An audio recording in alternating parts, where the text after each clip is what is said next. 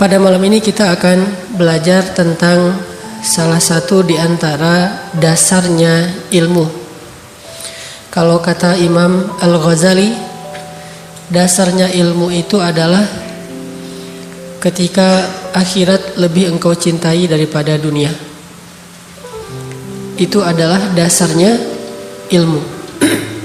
Dari dasar atau fondasi itulah kemudian ilmu Islam dibangun.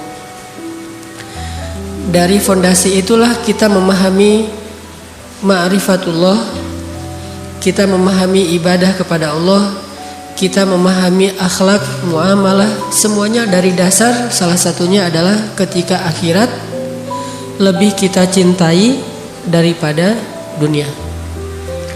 Sedangkan puncaknya ilmu adalah takut kepada Allah.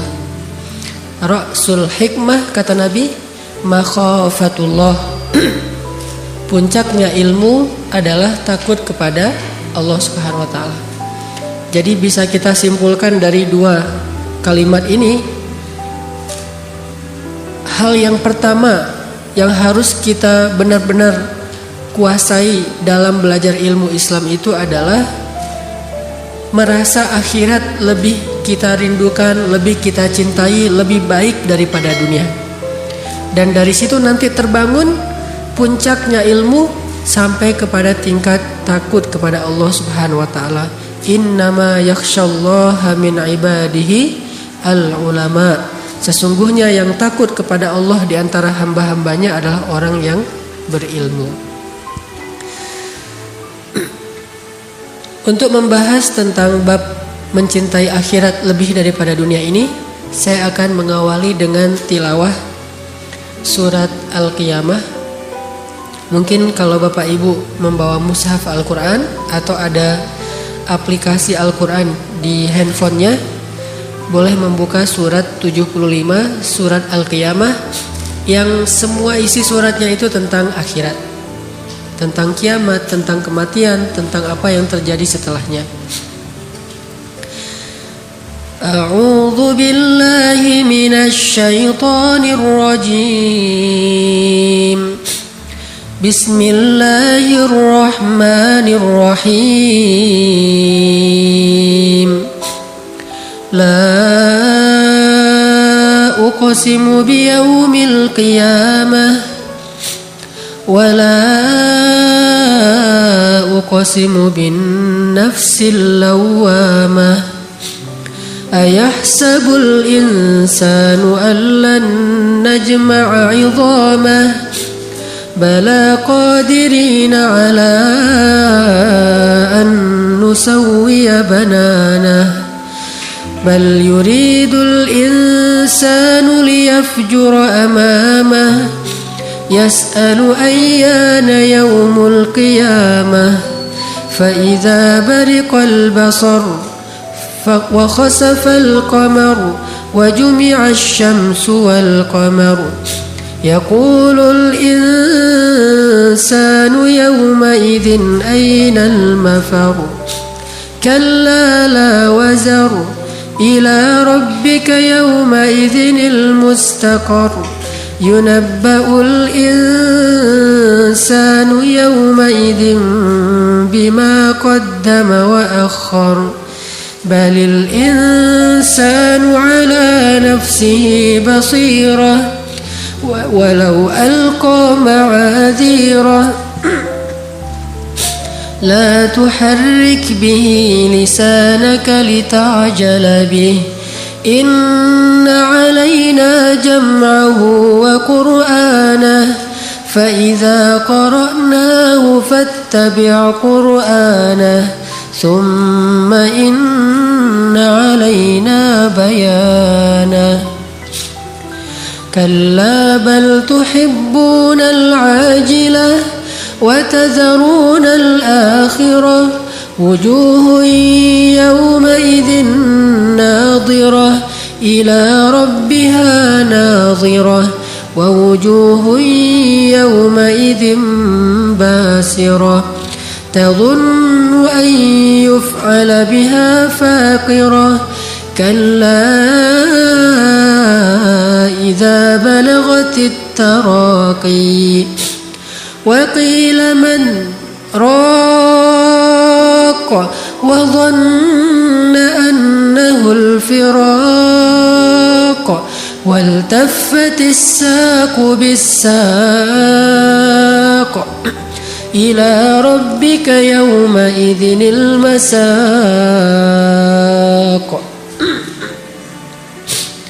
فلا صدق ولا صلى ولكن كذب وتولى ثم ذهب إلى أهله يتمطى أولى لك فأولى ثم أولى لك فأولى أيحسب الإنسان أن يترك سدى ألم يك نطفة من مني يمنى ثم كان علقة فخلق فسوى فجعل منه الزوجين الذكر والأنثى أليس ذلك بقادر على أن يحيي الموتى.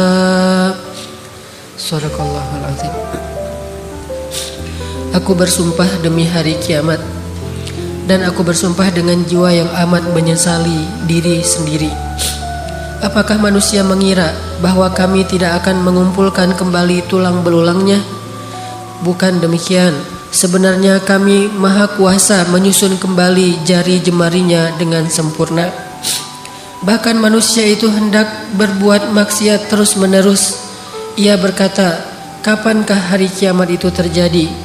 Maka apabila mata telah terbelalak karena ketakutan, dan apabila bulan telah hilang cahayanya, dan matahari dan bulan dikumpulkan, pada hari itu manusia berkata, kemana tempat untuk berlari? Sekali-kali tidak ada tempat untuk berlindung.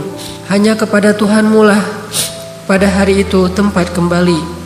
Pada hari itu diberitakan kepada manusia apa yang telah dikerjakannya dan apa yang dilalaikannya.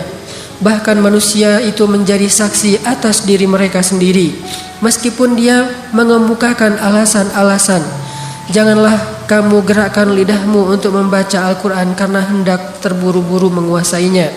Sesungguhnya atas tanggungan kamilah mengumpulkannya di dadamu dan membuatmu pandai membacanya. Apabila kami telah selesai membacakannya, maka ikutilah bacaan itu. Kemudian sesungguhnya atas tanggungan kamilah penjelasannya.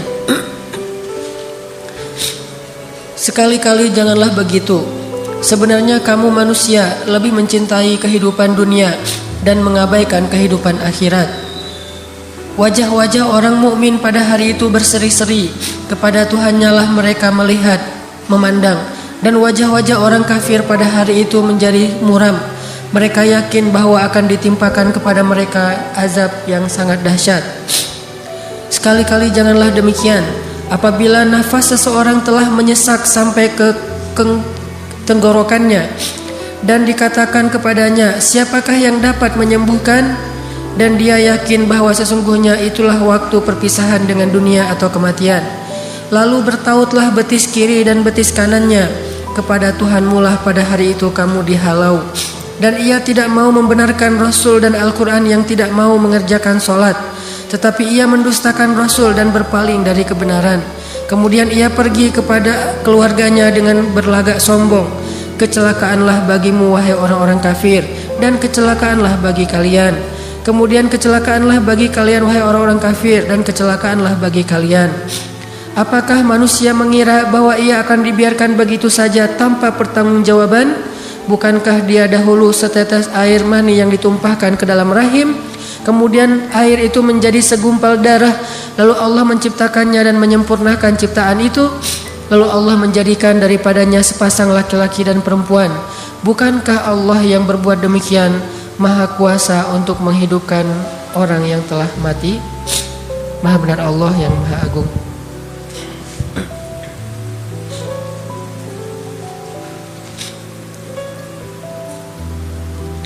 Jamaah yang dirahmati Allah Subhanahu wa taala, kita perlu belajar dan mengajarkan kepada keluarga kita tentang kehidupan akhirat itu lebih penting, lebih lama, lebih abadi, lebih bahaya, lebih indah, lebih dahsyat daripada kehidupan dunia. Ini salah satu materi pendidikan yang harus serius kita pelajari dan kita ajarkan kepada keluarga kita, terutama kepada anak-anak kita. Karena dari pemahaman dasar inilah kita akan bisa mudah mengajak keluarga kita kepada amal-amal soleh. Orang akan mudah beramal soleh kalau amal solehnya itu didasari atas kecintaan kepada akhirat. Tapi akan terasa sangat berat beramal soleh kalau amal solehnya itu didasari atas hitung-hitungan dunia. Jadi anak kita kalau disuruh sholat berat, mungkin dia belum paham tentang nikmatnya akhirat dan bahayanya juga akhirat bagi orang yang sholat dan yang meninggalkan sholat. Sehingga perlu kita tanamkan sampai menjadi perasaan dan keyakinan dalam hati keluarga kita, dalam hati kita masing-masing, bahwa semua yang kita lakukan di dunia ini nanti akan dimintai pertanggungjawaban di akhirat. Dan itu konkret, bahwa kita yang di akhirat nanti adalah kita yang sekarang di dunia, bukan mimpi, bukan cuma ruh, cuma pindah tempat, pindah waktu, tapi diri kitanya sama. Itu mirip seperti kalau kita sekarang pergi ke Mekah, tempatnya berubah, waktunya berubah, tapi diri kitanya masih sama. Memori kita masih terbawa, sehingga kita masih ingat dengan keluarga kita di kampung. Kita kangen dengan mereka, kita telepon mereka, hanya pindah tempat saja. Yang mungkin waktunya berubah sedikit, berbeda 4 jam. Kalau di sini sudah siang, di sana mungkin masih pagi. Berubah waktu, berubah tempat, tetapi diri kita sama, tidak ada yang berubah.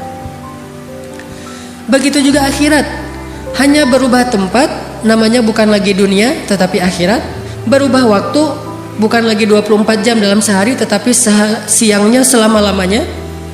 Cuman diri kita itu sama persis, tidak ada yang berubah kecuali karena amal-amal kita. Berubah menjadi lebih baik fisik kita karena amal soleh kita, atau berubah menjadi buruk fisik kita karena amal dosa-dosa kita. Tapi diri kita masih sama. Sehingga di dalam Al-Quran di banyak ayat disebutkan tentang bagaimana nanti di akhirat orang itu memorinya, hafalannya tuh masih kebawa dengan apa yang terjadi di dunia. Banyak ayatnya. Salah satunya adalah yang paling mungkin populer itu di surat Al-Baqarah. Wa basyiril ladzina amanu wa 'amilus solihati anna lahum جنات تجري من تحتها الأنهار كلما رزقوا منها من ثمرة رزقا قالوا هذا الذي رزقنا من قبل وأتوا به متشابها. Setiap kali mereka dikasih buah-buahan di dalam surga, mereka bilang ini seperti buah-buahan yang kita makan di dunia. Berarti memorinya masih sama. Dia masih ingat buah pisang yang dia makan di dunia, karena di surga juga ada buah pisang. Korma yang dia makan di bulan Ramadan selama di dunia, karena di surga juga ada korma. Delima yang dia makan, apalagi kalau lagi pulang umroh, di surga juga ada delima. Cuma durian saja yang mungkin tidak ada ya. Beda, gak disebutkan di Al-Quran. Allahu a'lam. Yang jelas dia akan membandingkan. Kullama ruziqu minha min thamaratir rizqan qalu hadzal ladzi ruziqna min qabl. Ini seperti buah yang kita makan di dunia. Wa utubihi mutasyabiha. Tetapi Allah tidak sama memberikan buah di surga dengan di dunia, hanya mirip tetapi rasanya jauh lebih nikmat. Ini artinya diri kita yang di akhirat nanti sama dengan diri kita yang di dunia. Bahkan di surat-surat yang lain nanti kita akan membaca kalimat-kalimat saling menghujat di padang mahsyar. Wa barazu lillahi jami'a faqala ad-du'afa'u lilladzina istakbaru inna kunna lakum tab'a fahal antum mughnuna 'anna min 'adzabillahi min syai'. Nanti di padang mahsyar para pengikut atau orang-orang yang selama ini senantiasa ikut-ikutan akan berkata kepada idola-idola mereka, pemimpin-pemimpin mereka, orang yang mereka ikuti. Mereka berkata, dulu kami di dunia senantiasa mengikuti kalian. Maka bisakah hari ini kalian menyelamatkan kami? Berarti masih kenal dengan orang-orang yang selama ini dia berinteraksi di dunia. Nih anak-anak muda, kalau yang senang main sosial media, ada Instagram. Kita nge-following nih. Nge-follow misalnya artis, nge-follow selebriti, nge-follow orang-orang yang mungkin kalau muslim masih oke lah, sekedar silaturahim. Tetapi ini jelas-jelas seorang artis, selebriti yang dia citranya adalah citra kufur kepada Allah. Banyak berbuat dosa, baik dosa yang diadegankan dalam film atau dosa dalam kehidupan sehari-hari, begitu juga dengan statement-statement dia kepada agama Allah. Kita nge-follow dia. Begitu dia nge-posting, kita nge-like, kita ikut-ikutan merepost, kita ikut-ikutan gaya dia. Kalau dia bikin begini, kita begini juga. Kalau dia bikin gini, kita satanik ikut-ikutan. Kita pakai pakaian dengan simbol-simbol dia. Following, kita ngikutin terus kepada apa yang dia lakukan. Nanti di akhirat, semua yang kita lakukan di dunia ini akan kita jadikan sebagai hujjah. Inna kunna lakum tab'a. Kami di dunia senantiasa nge-follow kalian. Kalau bahasa Instagram, kami ini followers. Saya followers kamu. Saya selalu nge-like apapun yang kamu posting. Saya selalu ngikutin kamu dan seterusnya dan seterusnya. Saya pengen mirip dengan kamu gaya-gayanya. Fahal antum mughnuna 'anna min 'adzabillahi min syai'. Sekarang tolong kami dari azab Allah. Apa kata idola-idola itu?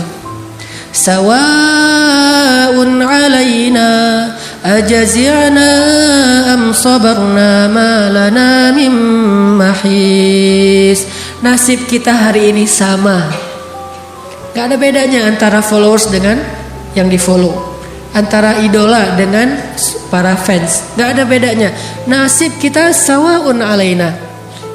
Mau kita mengeluh, mau kita minta ampun, mau kita bersabar, mau kita tabah, rela, malana mim mahis, kita tidak bisa lari dari azab Allah hari ini. Barulah saat itu mereka menyesal sudah mengikuti orang-orang ini. Ternyata memorinya masih kebawa, masih kenal siapa aja yang berinteraksi dengan dia di dunia. Belum lagi nanti hadis-hadis Nabi tentang orang soleh yang di pintu surga bertanya tentang saudara yang dia cintai karena Allah di dunia. Ya Rabbi, ketika orang soleh mau masuk surga, dia nanya, Aina fulan, di mana seorang saudara yang saya cintai karena engkau di dunia ya Allah? Kata Allah, dia berada di pintu neraka, mau masuk neraka. Kata orang soleh ini, ya Allah, demi kasih sayangmu, izinkan saya menyelamatkan dia, karena sesungguhnya saya mencintai dia karena engkau selama di dunia ya Allah. Akhirnya Allah izinkan dia menyelamatkan saudaranya yang mau masuk neraka, yang tadi sudah dililit dengan rantai besi, udah ngantri gitu mau masuk neraka. Tiba-tiba malaikat nanya, ini mas itu ya namanya? Oh kok kenal? Ya soalnya ada saudara kamu tuh nungguin. Akhirnya tiba-tiba dilepaskan rantai-rantainya, dia disuruh balik lagi. Kamu gak jadi masuk neraka, bebas. Dia penasaran siapa yang menyelamatkan saya, siapa yang menyelamatkan saya. Ternyata pas ketemu, Kiai Fulan, Ustadz Fulan, Syekh Fulan, hamba Allah Fulan yang solih, yang kita saling mencintai karena Allah. Dan ternyata nanti di akhirat dia ikut menyelamatkan kita dengan seizin Allah SWT. Ini artinya memorinya masih kebawa. Sama kayak pas kita umroh atau haji, lagi tawaf ketemu temen, cuma beda kloter, beda maktab nih. Haji juga ya, kloter berapa misalnya? Embarkasi mana? Oh saya dari Surabaya, saya dari Jakarta, karena tinggalnya mungkin di Jakarta. Tapi ketemu, atau bahkan bisa saling menolong. Saya terpisah dari grup, ya udah ikut saya aja nanti saya anterin. Kenapa? Karena di Indonesia mereka saudaraan, sampai di Mekah juga saudaraan. Kalau di Indonesia musuhan, di Mekah juga, gua kerjain aja nih sekalian, mumpung di sini ini.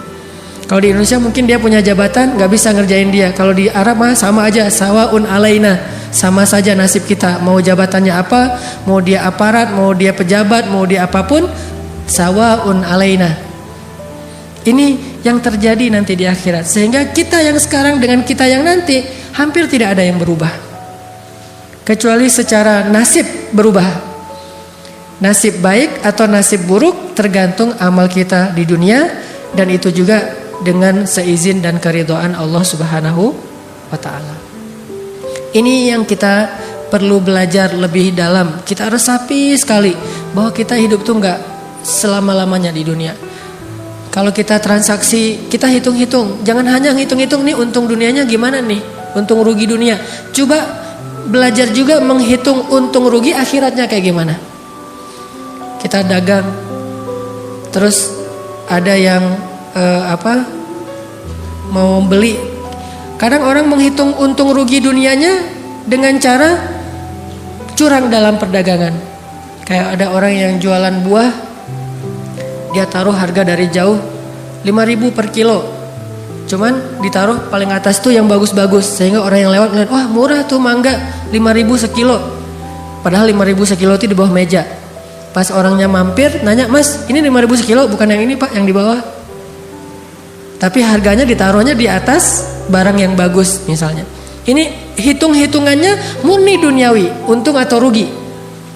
Tapi kalau dia mau menghitung untung ruginya akhirat, pasti akan berubah lagi tuh. Cara ekspresi dia, cara dia bekerja, cara dia beramal, cara dia berakhlak. Karena kalau hitung-hitungannya untung rugi akhirat, kecenderungannya insya Allah akan jauh lebih jujur.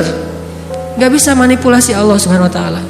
Yukhadi'una Allah walladzina amanu wa ma yakhda'una illa anfusahum. Hanya membohongi diri sendiri, gak bisa ngebohongi Allah. Makanya kalau kita bertransaksi dalam hidup di dunia ini dengan hitung-hitungan dunia saja, sedikit amal soleh yang bisa kita kerjakan. Tapi kalau kita membuat minimal balance deh, seimbang antara hitung-hitungan dunia dengan hitung-hitungan akhirat. Gimana seimbangnya? Kita boleh untung dunia, tapi jangan sampai gara-gara untung dunia rugi akhirat. Boleh cari untung dunia, nggak masalah. Bahkan para sahabat pun setelah perang Badar sempat ribut masalah ghanimah kan? Yas'alunaka 'anil anfal. Ini unik ceritanya nih. Padahal kita tahu yang ikut perang Badar itu sahabat yang as-sabiqunal awwalun. Sahabat-sahabat senior nih. Dan mereka juga dijamin surga.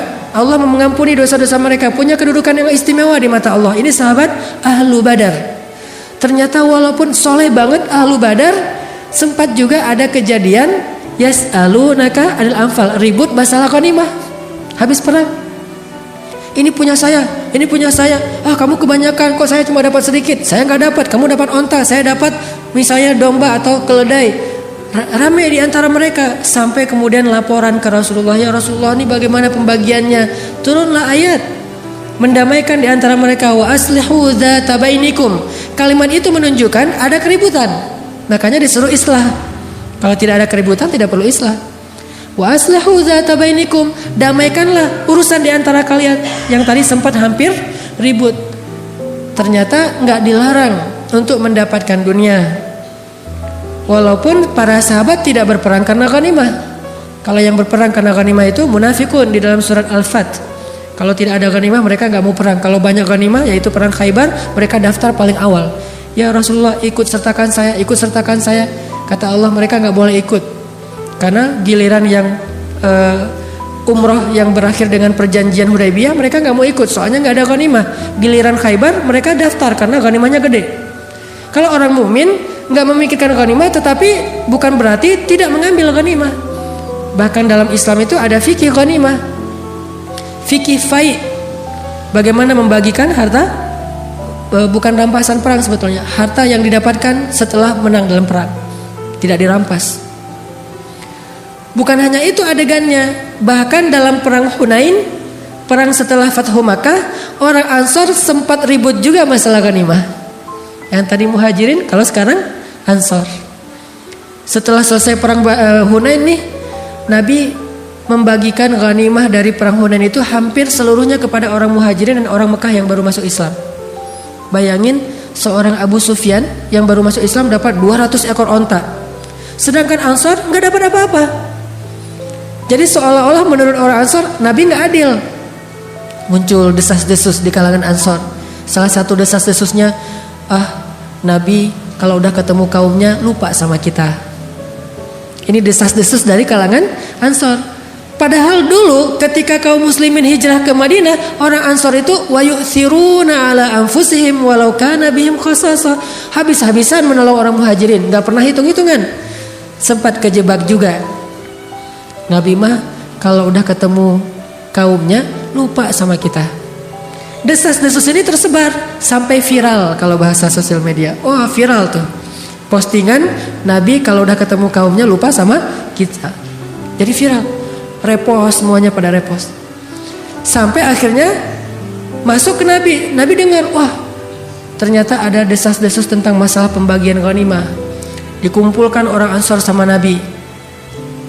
Nabi bertanya, ya ma'syara Ansor, apa yang kalian katakan di belakang saya? Diam aja. Kata Nabi, wahai orang-orang Ansor, bukankah dulu kalian adalah orang-orang yang kufur kepada Allah, kemudian Allah mengutus saya kepada kalian sehingga kalian dapat hidayah?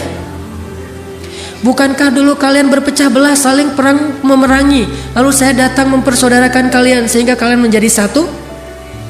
Bukankah kalian dulu berada di tepi jurang neraka, lalu saya datang dengan seizin Allah menyelamatkan kalian darinya?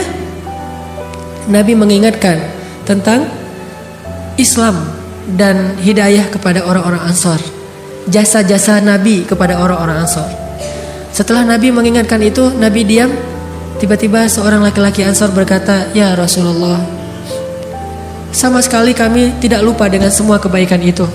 Kami sangat bersyukur kepada Allah dan berterima kasih kepada engkau ya Rasulullah atas semua nikmat yang besar itu. Tapi ya Rasulullah, kata orang Ansor, bukankah dulu engkau sendiri datang kepada kami, lalu kami menjadi keluargamu? Dibalas nih, lalu kami menjadi keluargamu.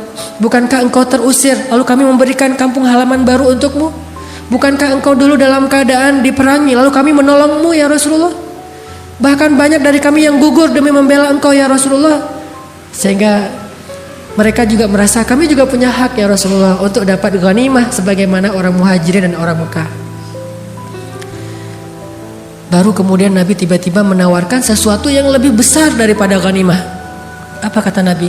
Wahai orang Ansor, relakah kalian jika orang-orang Mekah itu pulang ke negerinya dengan membawa sampah-sampah dunia, dan kalian kembali ke negeri kalian dengan membawa Allah dan Rasul? Ini tawaran ketika berbenturan antara dunia dan akhirat. Relakah kalian jika orang Mekah itu kembali ke negerinya dengan membawa sampah-sampah dunia, sedangkan kalian kembali dengan membawa Allah dan Rasul? Semua orang Ansar menangis. Baru mereka sadar kalau udah Allah dan Rasul mah udah gak ada bandingannya. Ayyakunallahu wa rasuluhu ahabba ilaihi mimma siwahuma. Mencintai Allah dan Rasul lebih dari apapun juga. Baru ketika Nabi menawarkan demikian, mereka bilang, kami ridho dengan Allah dan Rasul. Ya sudah ya Rasulullah, tidak apa-apa, biarkan mereka bawa sampah-sampah dunia, yang penting kami dapat Allah dan Rasul. Baru Nabi mendoakan, ya Allah, rahmati Ansor. Wahai kaum Ansor, tempat hidup saya bersama kalian dan tempat mati saya pun bersama kalian. Al-mahya mahyakum wal mamat mamatukum. Tempat hidup saya bersama kalian, tempat mati saya bersama kalian. Kembalilah Rasulullah ke Madinah.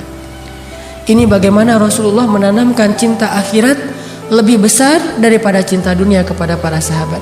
Tapi bukan berarti mereka tidak mendapatkan dunia sama sekali. Makanya nanti ada fikih waris dalam Islam, ada fikih dagang dalam Islam, bahkan ada fikih ghanimah dan fai dalam Islam, ada mahar dalam Islam. Apakah ketika seorang perempuan diberikan mahar untuk menikah dengan seorang laki-laki berarti dia cinta dunia dan menjadikan pernikahan di atas landasan duniawi? Bukan.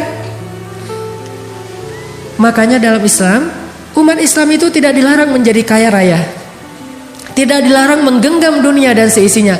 Yang dilarang itu mencintai dunia. Dilarang itu taruh dunia di hati, itu yang dilarang. Tapi kalau taruh dunia di genggaman, gak dilarang. Kita naruh dunia sebanyak apapun di genggaman kita, gak dilarang dalam Islam. Yang dilarang naruh dunia di dalam hati. Sehingga ada sahabat yang kaya raya seperti Abdurrahman bin Auf, seperti Utsman bin Affan, seperti Sa'ad bin Mu'az, dan banyak nama-nama besar lain yang kaya raya, tetapi dunia yang mereka miliki itu sama sekali tidak masuk ke hati mereka. Yang sulit tuh kayak gitu Bapak Ibu, punya dunia tapi tidak ada di hati. Ini susah. Malah banyak orang yang gak punya dunia di tangannya tapi di hatinya banyak. Secara zahir dia gak punya apa-apa, tetapi secara batin dia punya banyak sekali keinginan-keinginan duniawi yang membuat dia dengki kepada orang yang punya. Itu kan yang terjadi di bangsa kita. Bangsa kita mungkin orang yang tidak sulit-sulit amat hidupnya seperti di Palestina, di Gaza, apalagi sekarang Aleppo, Suriah, Myanmar, di Rohingya. Tetapi ngeluhnya bahkan kadang melebihi mereka. Kurang ini, kurang itu, segala macam, melebihi orang-orang yang benar-benar dunianya itu hampir tidak punya apa-apa. Bahkan diambil dari kehidupan mereka sebagian besar dunia. Kenapa? Ini bukan masalah apa yang kita dapatkan dan apa yang kita tidak dapatkan, tapi masalah apakah dunia itu sampai ke dalam hati kita atau hanya di tenggaman kita saja. Kalau udah di hati kita, itu penyakit. Hubbud dunia. Yang dilarang itu hubbud dunia, bukan memiliki dunia. Bahkan orang Islam yang punya dunia lalu dia pakai untuk fi sabilillah, itu punya keutamaan yang khusus di mata Allah. Sampai di antara sahabat dulu tuh ada adegannya, sahabat-sahabat yang miskin demo. Itu pernah dulu di zaman Rasul, sahabat-sahabat yang miskin, kalau bahasa sekarang mah demo ke Rasul. Datang satu kelompok sahabat miskin namanya Ahlus Suffah, datang menemui Rasulullah terus mengatakan, "Ya Rasulullah, zahaba ahlud duthuri bil ujur." Ya Rasulullah, orang kaya sudah memborong pahala. Orang kaya memborong pahala. Kata Nabi, "Kaifa dzalik?" Gimana caranya orang kaya memborong pahala? Kata orang miskin, "Kalau kami sholat, mereka sholat. Kalau kami puasa, mereka puasa. Tapi kalau mereka sedekah, kami tidak bisa sedekah. Sehingga mereka memborong banyak pahala." Jadi dulu kecemburuan orang miskin kepada orang kaya bukan kekayaannya, tetapi amal soleh dengan kekayaan itu. Kan la hasada illa fitnatain. Gak boleh kita cemburu kecuali terhadap dua orang. Yang pertama orang yang berilmu dan mengajarkan ilmunya. Yang kedua orang yang berharta dan menginfakkan hartanya. Sehingga orang miskin demo karena cemburu kepada orang kaya yang bisa beramal dengan harta mereka. Zahaba ahlud duthuri bil ujur. Ya Rasulullah, orang kaya sudah memborong pahala. Kami sholat, mereka sholat. Kami puasa, mereka puasa. Mereka sedekah, kami tidak bisa sedekah. Kemudian Nabi mengatakan, setiap senyum itu sedekah. Setiap ucapan yang baik itu sedekah. Kemudian setiap tasbih itu sedekah, setiap tahmid itu sedekah, setiap takbir dan tahlil itu sedekah. Oh, bisa sedekah dengan kata-kata yang baik, bisa tersenyum, bisa sedekah, memindahkan duri dari jalan bisa sedekah. Oh ya. Tapi lama-lama mikir juga, kalau gitu orang kaya juga bisa ya Rasulullah. Baru Rasulullah mengatakan, janganlah kalian cemburu terhadap karunia Allah kepada sebagian kalian yang tidak diberikan kepada sebagian yang lain. Tapi tahukah kita doa Nabi? Ya Allah, hidupkan saya sebagai orang miskin, matikan saya sebagai orang miskin, dan bangkitkan saya bersama orang miskin. Berani gak sih kita doa kayak gitu? Berat ya? Kalau ngomong, oh saya gak cinta dunia, ya udah ayo kita doa sekarang bareng-bareng gitu. Ya Allah, hidupkan saya sebagai orang miskin. Kayaknya belum kuat tuh, belum berani kayaknya doa gitu ya. Mending kita doa, ya Allah gak apa-apa deh kaya tapi masuk surga gitu. Itu paling aman. Kalau Nabi sampai memilih, saking gak ada nilainya dunia bagi beliau, sampai memilih, ya Allah hidupkan saya sebagai orang miskin, dan gak pernah mengeluh dengan kemiskinan. Matikan saya sebagai orang miskin, dan tidak masalah dengan itu. Khadijah pun walaupun hidupnya sebagai orang kaya, meninggalnya dalam keadaan fakir, bahkan gak punya warisan apa-apa. Dan bangkitkan saya bersama orang miskin, karena orang miskin masuk surga 500 tahun lebih dulu daripada orang kaya. Tapi kalau orang kaya yang dermawan masuk surga, surganya jauh lebih tinggi daripada orang miskin. Ini kan pilihan ya. Jadi orang kaya, oh surganya nanti kalau saya dermawan lebih tinggi. jadi orang miskin, tapi kan saya lebih duluan masuk surganya. Ini sama-sama punya keistimewaan. Makanya bagi kaum muslimin, dunia itu nggak masalah. Abdurrahman bin Auf yang kaya raya, sedikit pun dunia tidak ada di hatinya. Suatu hari istri-istri Abdurrahman bin Auf menghidangkan makanan berbuka puasa untuk Abdurrahman. Macam-macam varian menunya. Ada daging kambing, ada ayam, ada segala macam. Wah, rotinya dengan bermacam ragam. Ketika Abdurrahman melihat hidangan yang sangat berlimpah, Abdurrahman menitikkan air mata, nangis. Lalu istrinya bertanya, "Ma yubkika? Apa yang membuat kamu menangis?" Abdurrahman mengatakan, "Ada orang yang lebih soleh dari saya, tetapi meninggalnya tidak punya kain kafan, kecuali sehelai selimut kecil, yang kalau ditutup kepalanya kelihatan kakinya, yang ditutup kakinya kelihatan kepalanya. Dia adalah Mus'ab bin Umair dan Hamzah bin Abdul Muthalib. Mereka berdua lebih soleh dari saya, tetapi hidupnya susah. Mungkin kesolehan mereka itu Allah ingin balas di akhirat saja, tidak di dunia. Sedangkan saya yang gak lebih soleh dari mereka, mungkin amal saya yang sedikit sudah dibalas di dunia dengan berlimpah. Terus dapat jatah apa saya nanti di akhirat? Ya Allah, ampunkanlah saya." Coba gitulah Abdurrahman bin Auf. Kalau kita mungkin, wah, Rabbi akraman, Tuhan saya tuh baik banget sama saya, dikasih harta yang berlimpah. Kalau Abdurrahman bin Auf menangisi kekayaannya. Ada gak sih sekarang orang yang sedih, nangis, terus temennya nanya, "Kenapa nangis mas?" "Ya, kok saya kaya ya?" Nangis kayak teh. Ada gak orang sekarang gara-gara kaya nangis? Yang banyak gara-gara miskin nangis. Ini gara-gara kaya, sedih aja nih orang kaya. Naiknya mobil mewah Alphard, di dalam mobil wajahnya wajah orang yang sedih. Terus ditanya sama supirnya, "Pak, kenapa sedih terus?" "Ya, saya naiknya kok Alphard ya." Gitu. Bukan naik misalnya motor biasa atau sepeda ontel, kok naiknya Alphard. Kenapa bukan naik becak? Kayak ada orang naik onta yang onta merah, yang harganya satu ekor onta 500 juta. Naik onta sedih, kenapa? "Saya kok naiknya onta merah ya, bukan keledai." Gitu. Ini sedikit sekali orang yang bisa seperti Abdurrahman bin Auf. Hartanya berlimpah, tetapi itu hanya di genggamannya, tidak ada sedikit pun di dalam hatinya. Untuk bisa seperti itu kita butuh latihan. Cara latihannya kita belajar betapa akhirat itu lebih baik daripada dunia. Kalau udah yakin akhirat lebih baik daripada dunia, semuanya akan mudah. Ada kisah yang saya selalu terngiang-ngiang tentang dua orang sahabat. Dua-duanya senior nih.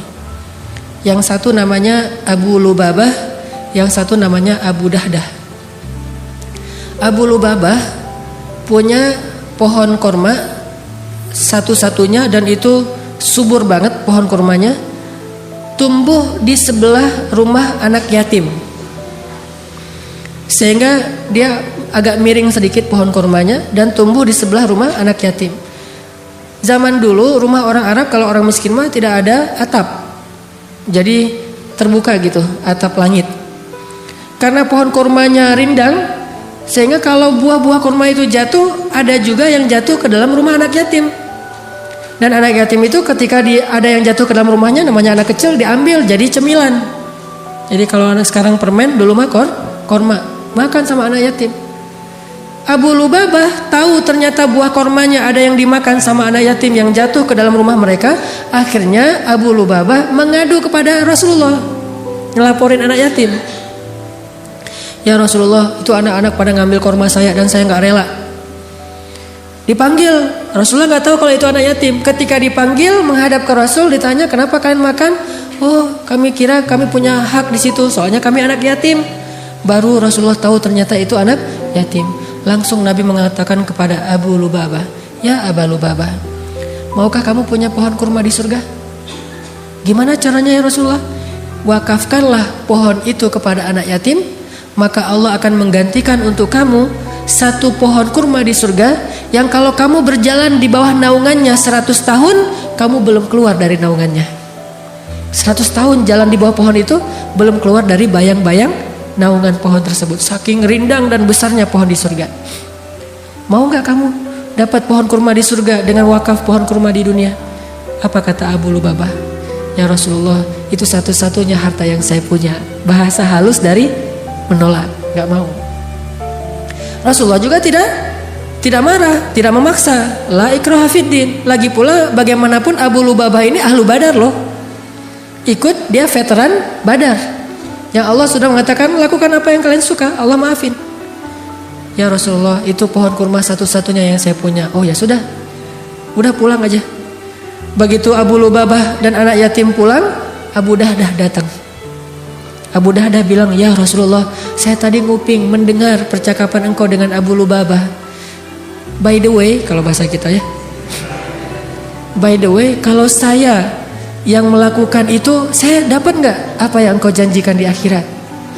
Kata Nabi, tentu, kamu dapat apa yang Allah janjikan. Oh ya, assalamualaikum, waalaikumsalam. Pergi dia, ngejar Abu Lubabah. Ya Abu Lubabah, ya Abu Lubabah. Abu Lubabah menoleh ke belakang. Ada apa ya Abu Dahdah? Kata Abu Dahdah, ya Abu Lubabah, kamu tahu nggak kebun kurma milik saya di Madinah? Kata Abu Lubabah, siapa yang tidak tahu kebun kurma milik Abu Dahdah? Di dalamnya ada 600 pohon kurma. Mata airnya jernih mengalir terus menerus. Bahkan ada vilanya di dalam, luas sekali. Kebun kurma yang paling subur, kualitas kurma terbaik di kota Madinah. Siapa yang nggak tahu? Memangnya kenapa? Kata Abu Dahdah, mau nggak kita tukaran, tapi tukaran bahasa Indonesia ya, bukan bahasa Jawa. Kalau bahasa Jawa tukaran berantem. Mau nggak kita barter nih? Tukar guling. Kamu kasih pohon kurma kamu yang di sebelah rumah anak yatim ke saya, nanti saya kasih kebun saya untuk kamu dengan 600 pohon kurma. Ditukar. Kata Abu Lubabah, cius kalau kita mah. Beneran ini mah? Kata Abu Dahdah, bener. Oh boleh kalau gitu. Tadi ditawarkan surga, Abu Lubabah bilang itu harta satu-satunya yang saya miliki. Sekarang ditawarkan 600 pohon kurma Abu Dahdah, dia langsung mengatakan deal, setuju. Udah akad setuju. Kemudian Abu Dahdah datang ke pohon kurma tadi, bertemu dengan anak yatim dan mengatakan, wahai anak-anakku, mulai sekarang pohon ini milik kalian, makanlah sesuka kalian. Lalu Abu Dahdah membawa Abu Lubabah pulang ke kebunnya. Dan di kebun itu dia melihat istrinya sedang mengumpulkan buah-buah kurma yang jatuh ke tanah bersama anaknya Abu Dahdah. Abu Dahdah berkata, wahai istriku, wahai anakku, keluarlah dari kebun ini. Istrinya bertanya, kenapa ya Abu Dahdah? Kebun ini sudah saya jual. Berapa kamu jual? Kepada siapa kamu menjualnya? Kata Abu Dahdah, saya menjualnya kepada Allah dan Allah membayarnya dengan surga yang lebih baik daripada dunia. Apa kata istrinya? Rabahta ya Abu Dahdah, itu baru untung wahai Abu Dahdah, itu baru untung. Keluar istrinya. Gak minta talak ya. Wah, ceraikan saya hari ini juga, pulangkan saya ke rumah orang tua saya. Enggak, ini istri yang soleha. Akhirat lebih dia cintai daripada dunia. Sehingga istrinya mensupport, dia mengikuti kata-kata suaminya. Itu baru untung wahai Abu Dahdah. Barakallah Abu Dahdah, barakallah.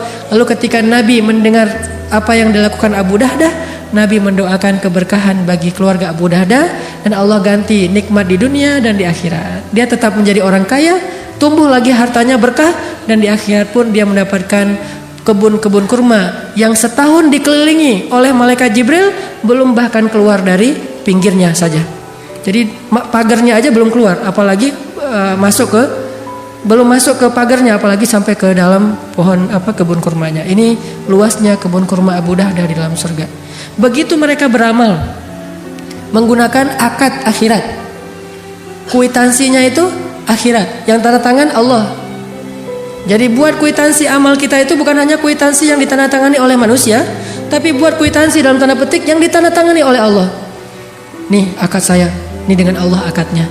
Kalau kita berakad dengan Allah, gak mungkin rugi. Tijaratun lan tabur, gak mungkin rugi berakad dengan Allah. Gak ada, ini tanda tangannya salah nih, gak sama antara satu kwitansi dengan kwitansi yang lain. Gak ada yang kayak gituan. Allah yang menjadi saksi. Sehingga kalau kita berakad untuk Allah Subhanahu wa taala, idzan la yudayyi'akallah, Allah gak akan mengecewakan kamu. Ini kisah yang bagi saya luar biasa. Benar-benar terngiang-ngiang, kok bisa Abu Dahdah merelakan 600 pohon kurma. Dan satu pohon kurma itu Bapak Ibu kalau kita hitung, kalau sekali panen rata-rata satu pohon kurma itu menghasilkan sekitar 50, paling sedikit 50 kg kurma. Bahkan bisa sampai 100 sampai 150 kg kurma. Satu pohon kurma 100 kg. Dan kalau kurmanya kurma terbaik di atas ajwa, harganya 1 kilonya itu sekitar 300 real. Hampir 1 juta 1 kilo. Jadi satu pohon kurma sekali panen menghasilkan 50 juta. Bayangin 600 pohon kurma. 600 pohon kurma. Miliaran itu sekali panen. 6 bulan sekali panen. Miliaran. Dihadiahkan. Dan dia gak punya apa-apa karena dia yakin di akhirat lebih baik. Dan gak ada rasa kecewa, sedih atau kehilangan. Biasa aja. Istrinya pun menganggap bahwa kehilangan miliaran, tapi Allah ganti yang lebih baik di akhirat. Ini iman.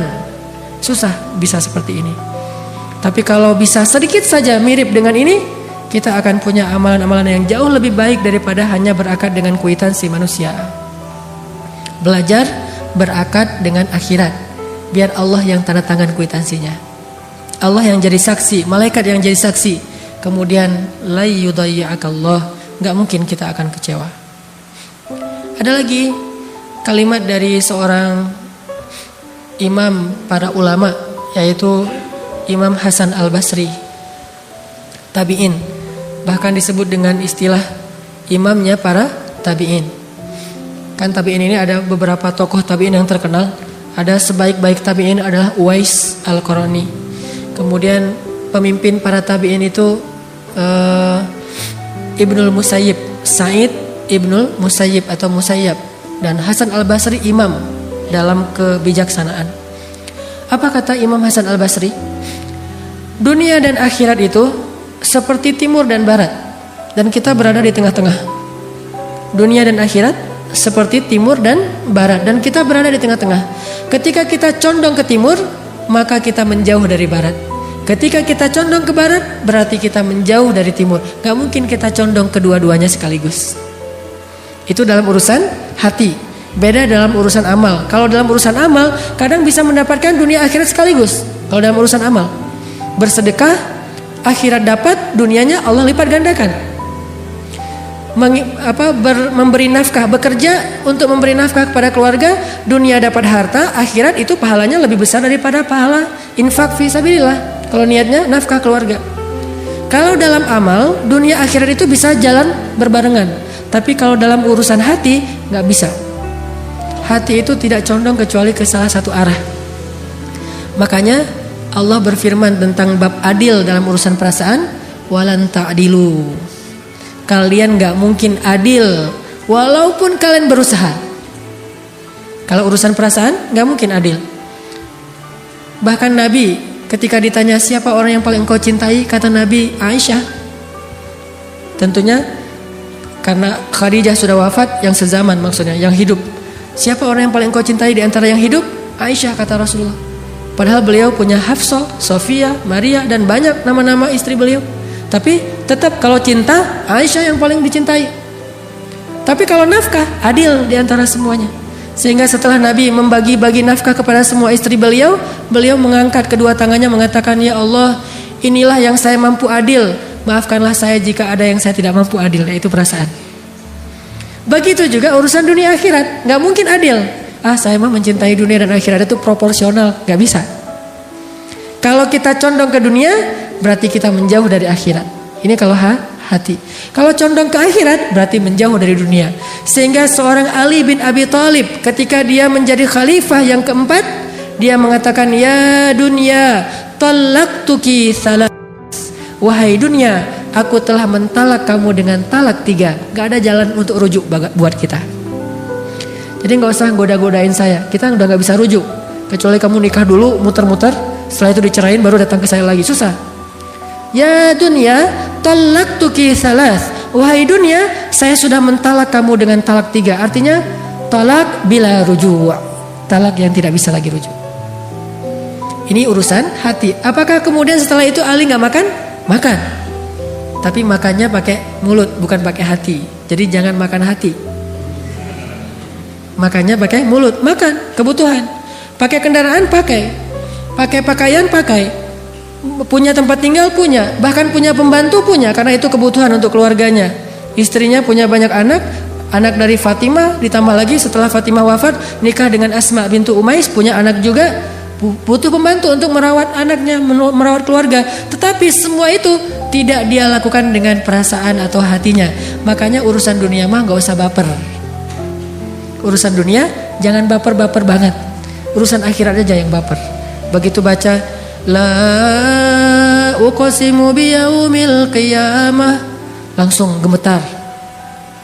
Ketika baca ulaika humul warisun alladzina yaritsunal firdausa hum fiha khalidun. Semangat, baper untuk urusan akhirat. Ya ayyuhalladzina amanu hal adullukum ala tijaratin tunjikum min azabin alim. Hai orang-orang yang beriman, mau gak aku tunjukkan perniagaan yang menyelamatkan kalian dari api neraka? Semangat langsung gitu. Itu baper akhirat. Kalau baper dunia, midnight sale. Wah, mana midnight sale? Browsing, cari diskon 50% segala macam. Baper kan?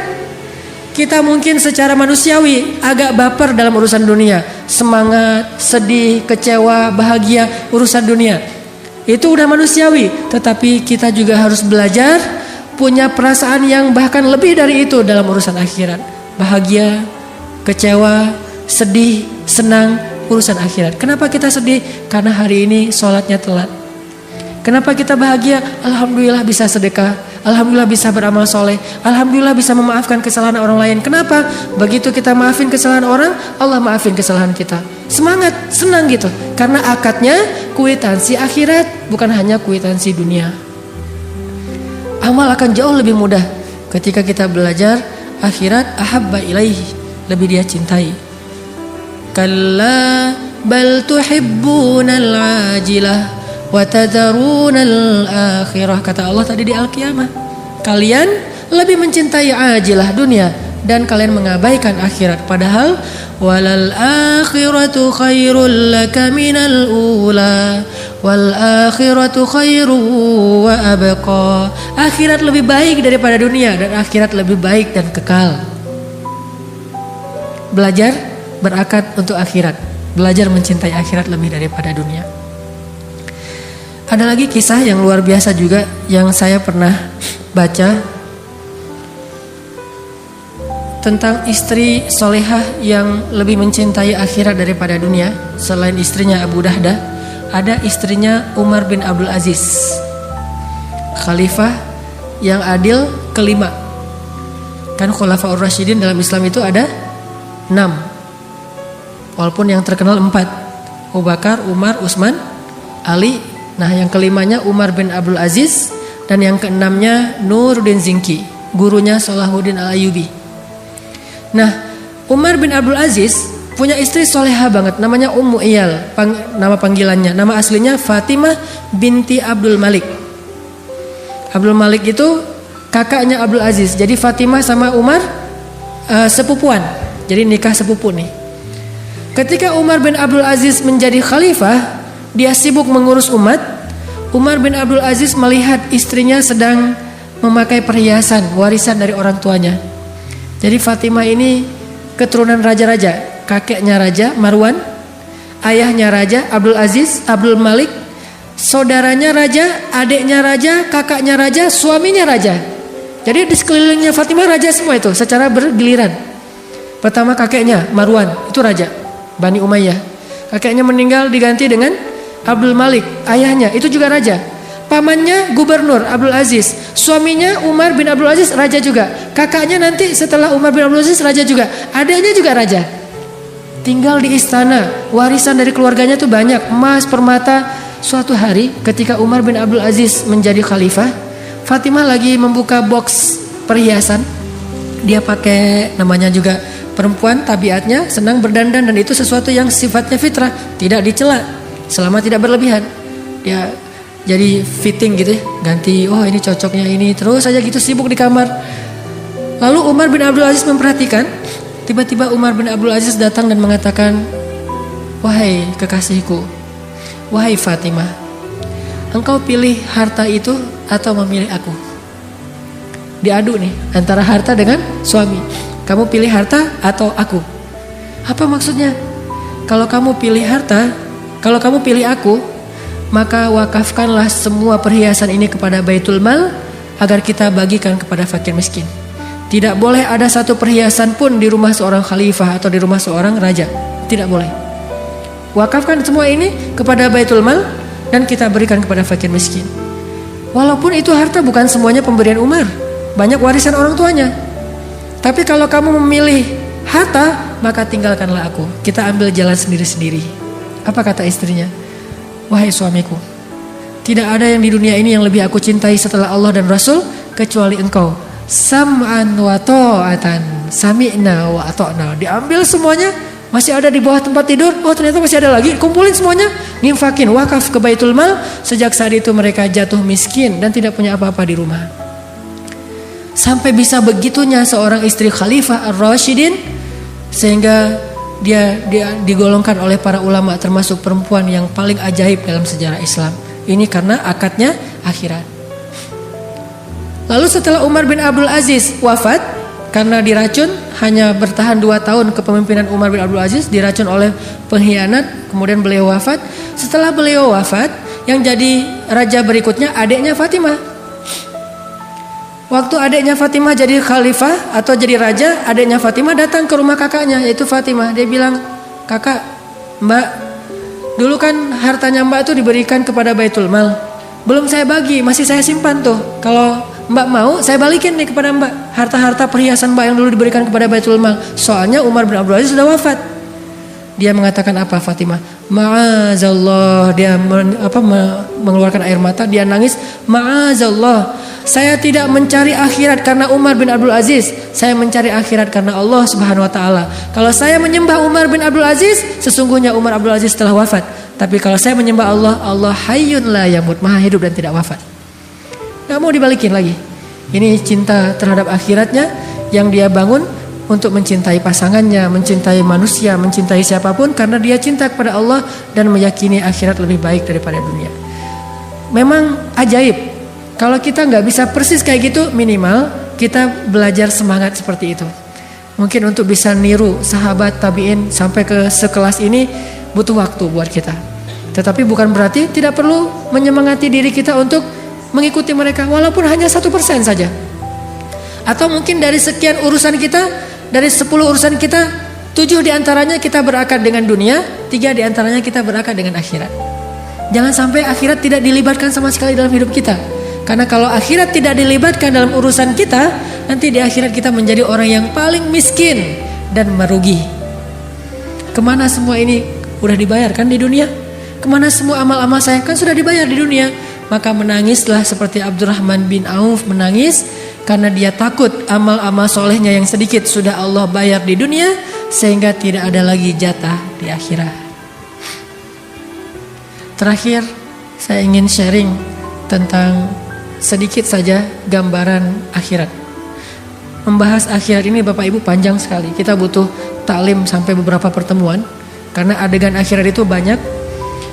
Kita ngebahas dunia aja gak habis-habis, apalagi ngebahas akhirat. Dunia cuma 60 tahun, akhirat selama-lamanya.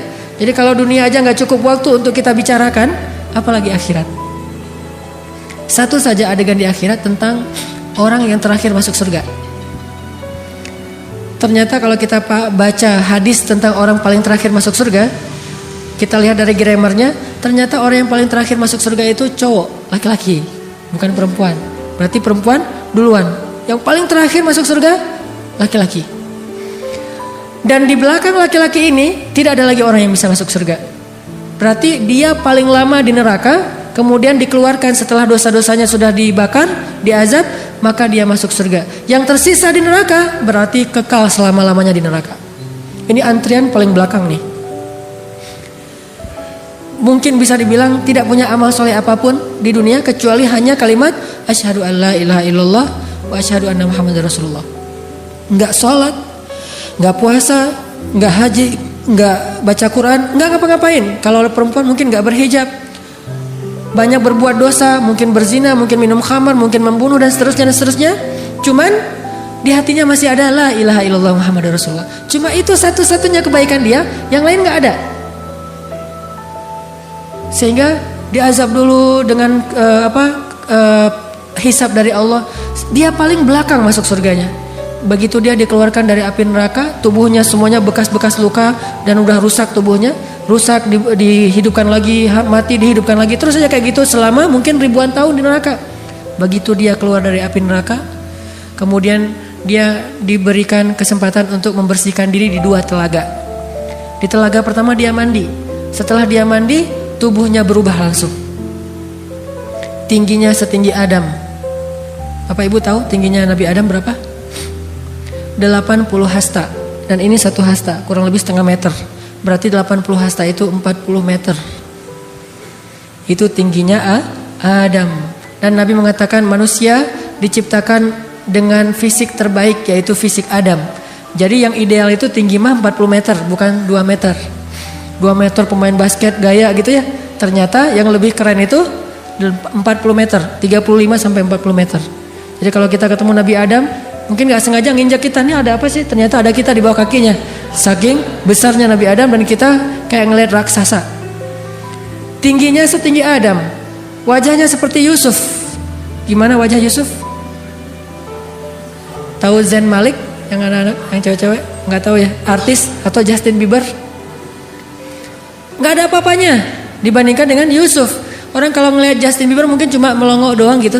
Tapi kalau ngelihat Yusuf sampai mengiris tangan pun nggak berasa. Jadi zaman dulu mah kalau misalnya mau operasi atau bedah, nggak usah pakai bius, lihat aja wajah Yusuf langsung bedah. Ada luka, wah ini harus dibius dulu, jangan, panggil aja Yusuf. Pas Yusuf keluar, sampai selesai dijahit, kok nggak berasa ya? Karena ngelihat wajah Yusuf. Ini gantengnya tuh ganteng mukjizat, bukan ganteng normal. Sampai orang mengiris tangan di surat Yusuf disebutkan nggak berasa saking takjubnya dengan gantengnya Yusuf. Ini orang terakhir masuk surga ya, nggak tahu gimana yang pertama. Tingginya setinggi Adam, wajahnya seperti Yusuf, kekuatannya seperti Musa. Gimana kekuatan Musa? Dorong orang nggak sengaja mati. Kan yang di Mesir ada orang Kipti berantem sama orang Yahudi, Bani Israel. Terus Musa diginiin doang, kamu jangan kayak gitu, mati kelopak-kelopak hilang. Oh kenapa kamu KO? Di ronde pertama udah KO. Belum ditonjok, belum diapa-apain, cuma didorong aja. Musa juga heran, loh kenapa dia mati? Ini kalau kita tahu Mike Tyson dengan tinjunya atau Muhammad Ali, Musa di atasnya. Kalau ini udah telak mukul. Kalau Musa nggak mukul, cuma digituin doang.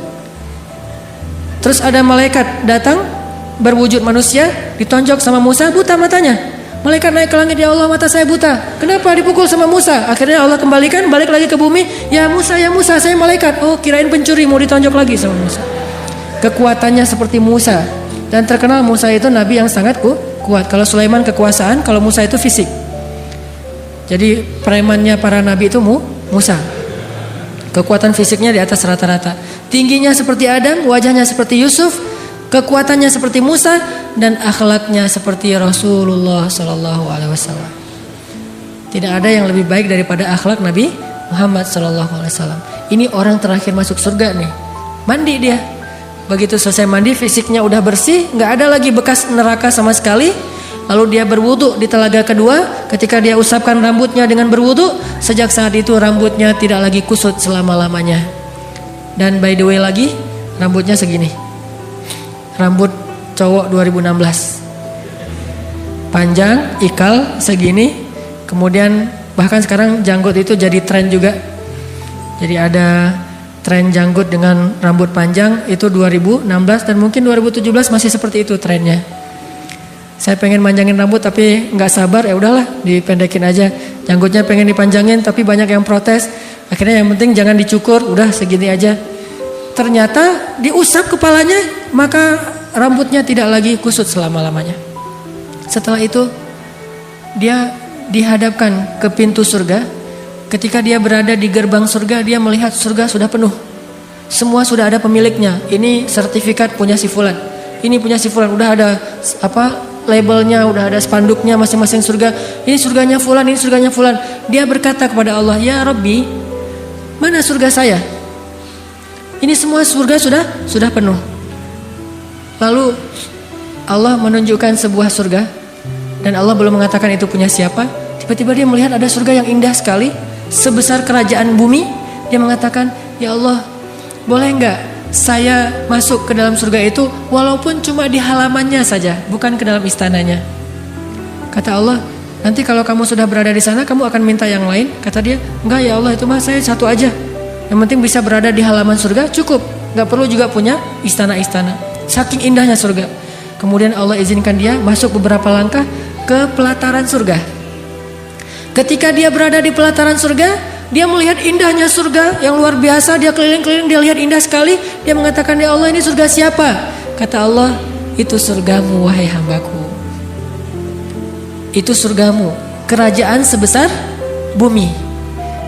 Oh, ini surga saya, alhamdulillah ya Allah, engkau maha baik segala macam. Dia tinggal di surganya sebesar kerajaan bumi. Dan itu bukan tanah kosong yang harus dibangun dulu, cari tukang dulu, ntar tukangnya ngambek, ganti lagi tukang yang lain. Susah dunia teh. Dunia itu susah, nyari tukang, nggak cocok, akhirnya ganti lagi tukang yang lain. Bangun rumah yang 100 meter persegi aja, itu bisa bikin orang stroke. Banyak yang gara-gara bangun rumah meninggal itu banyak. Saya punya keluarga juga yang bangun rumah kegedean, nggak sesuai dengan budgetnya sekitar 700 juta, dia bangun rumah yang harga sekitar 2 miliar. Setengah jadi nggak sanggup melanjutkan, akhirnya stres, stroke, meninggal. Kemudian rumahnya dijual kepada orang lain dan hasilnya diwariskan kepada keluarganya. Dunia itu susah, membangun rumah aja susah. Akhirat Allah kasih bukan rumah, kerajaan yang di dalamnya ada segala fasilitas sebesar kerajaan di bumi. Itu untuk orang terakhir masuk surga, yang hampir nggak punya amal soleh apa-apa. Tapi tadi dia udah janji kan, nggak akan minta yang lain. Lagi kayak gitu tiba-tiba jalan-jalan ngelihat ada surga kosong nih, kerajaan besar tapi nggak ada pemiliknya. Dicari-cari sertifikatnya, oh ternyata kosong, belum ada nama. Dia nanya ke Allah, ya Allah, itu kerajaan siapa? Kata Allah, emang kenapa? Mau? Kata Allah, boleh nggak ya Allah, saya minta satu lagi yang itu. Kata Allah, katanya tadi nggak akan minta yang lain. Ya ini mah yang terakhir ya Allah, nggak akan minta lagi setelah ini. Benar. Akhirnya kata Allah, ini adalah milikmu. Dikasih lagi surga 2 kali kerajaan bumi. Dia nikmati, setelah sekian tahun dia menemukan lagi ada surga yang lebih besar daripada 2 surga sebelumnya. Ya Allah, itu punya siapa? Memangnya kenapa? Mau ya Allah. Katanya nggak akan minta lagi. Ini yang terakhir ya Allah. Ini perangai orang yang terakhir masuk surga. Minta ini yang terakhir ya Allah, setelah ini saya nggak akan minta lagi. Benar. Kemudian Allah mengatakan, wahai hambaku, bukan hanya 3 surga ini yang akan aku berikan kepadamu. Kamu akan memiliki kerajaan 10 kali kerajaan di dunia. Baru dia rodi itu ya Rob. Saya sudah ridho, saya puas sekarang ya Allah. Udah cukup. Daripada ngasih terus gak sempat nikmatin, udah nikmatin aja dulu. Ini orang terakhir masuk surga punya kerajaan 10 kali dunia. Gimana orang yang pertama atau yang pertengahan masuk surga? Orang yang was-sabiqun as-sabiqun, orang yang di dunia berlomba-lomba dalam kebaikan, nanti di akhirat yang lebih dulu masuk surga. 70.000 orang yang masuk surga tanpa hisab, dan seterusnya. Kalau yang terakhirnya aja kayak gini. Karena kata mustahil. Dan ibu-ibu nggak usah khawatir. Di surga, kalau kita ngerasa aduh mata saya nih nggak terlalu lebar, di surga semua perempuan matanya lebar. Makanya dalam bahasa Al-Quran, perempuan di surga itu disebut dengan istilah hurul ain, yang matanya besar tapi sayu. Matanya besar tapi sayu, dan bulu matanya tuh lentik banget, eyeshadow, dan kulitnya sangat putih, bening, sampai seolah-olah kalau dia minum air kelihatan air mengalir di lehernya. Air ngalir gitu. Mana? Saking beningnya. Kalau seorang perempuan surga mengeluarkan jarinya ke dunia, maka cahaya dari jarinya itu menutupi cahaya matahari. Dan di surga itu ibu-ibu ada pasar, ada mall. Kalau kita baca hadis tentang surga, aswak, ada banyak mall. Dan mallnya itu one stop shopping. Selain beli baju segala macam, di situ juga ada pedikur, manikur, segala macam, ada spa. Sehingga disebutkan dalam hadis seorang perempuan yang masuk ke dalam pasar, lalu dia keluar dari pasar. Ketika dia keluar, dia lebih cantik daripada sebelum dia masuk ke pasar. Artinya di pasar itu didandanin habis-habisan.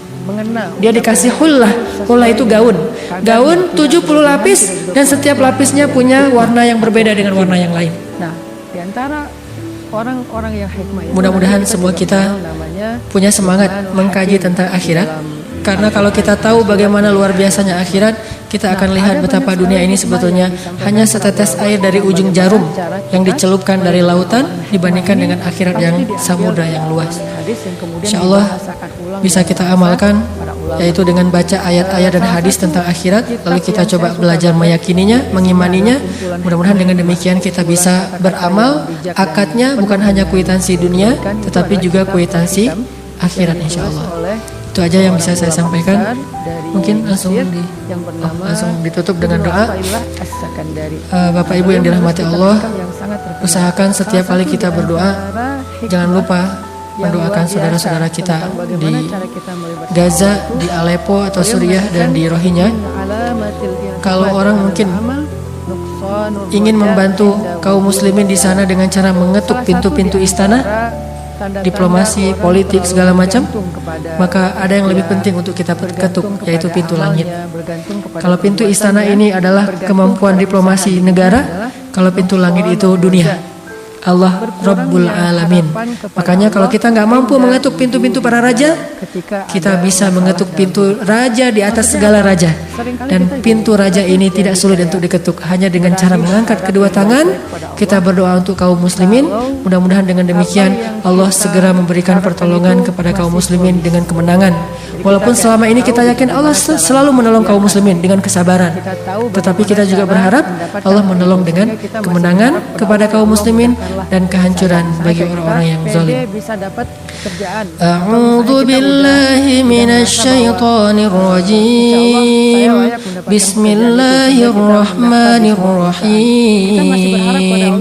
Allahumma ighfir lana wa liwalidayna warhamhuma kama rabbayana shighara.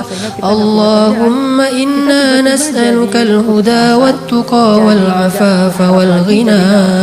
Allahumma a'inna 'ala dzikrika wa syukrika wa husni ibadatik. Rabbana atina min ladunka rahmatan wa hayyi' lana min amrina rashada waj'al lana min kulli dhiqin makhraja wa min kulli hammin faraja wa min kulli usrin yusra. Allahumma ansuril Islam wal muslimin.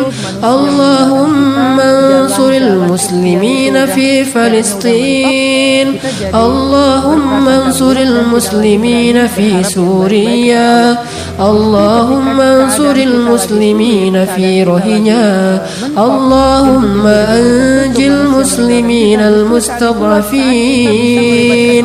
Allahumma anjil mustad'afin minal mu'minin. Allahumma alayka bil yahud. Allahumma alayka bir rafidah. Allahumma alayka bil zalimin. Fantaqim minhum ya Allah kama intaqamu minna ya Allah. Fa innahum la yu'jizunak innaka ala kulli syai'in qadir. Allahumma shdud wat'aka alaihim ya Allah waj'alha alaihim sinina kasini Yusuf. Allahumma al'an kafarata min ahlil kitab. Allahumma al'an kafarata min ar-rafidah. Allahumma ahlikhum ya Allah. Allahumma inna nas'aluka an tuharrira al-masjid al-aqsa al-mubarak min aydil ghasibin. An tuharrira al-masjid al-aqsa al-mubarak min aydil yahud. Allahumma ansuril mujahidin.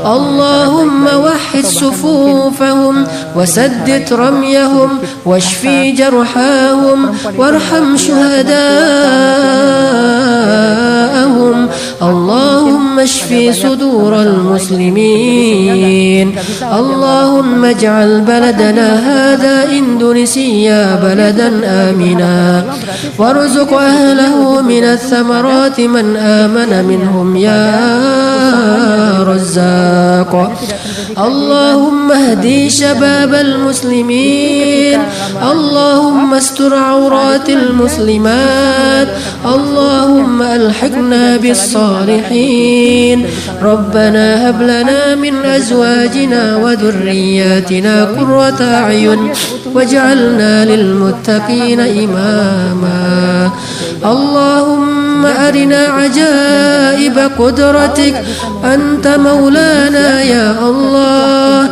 ما لنا غيرك يا الله قصدناك يا ربنا قصدناك يا رب العالمين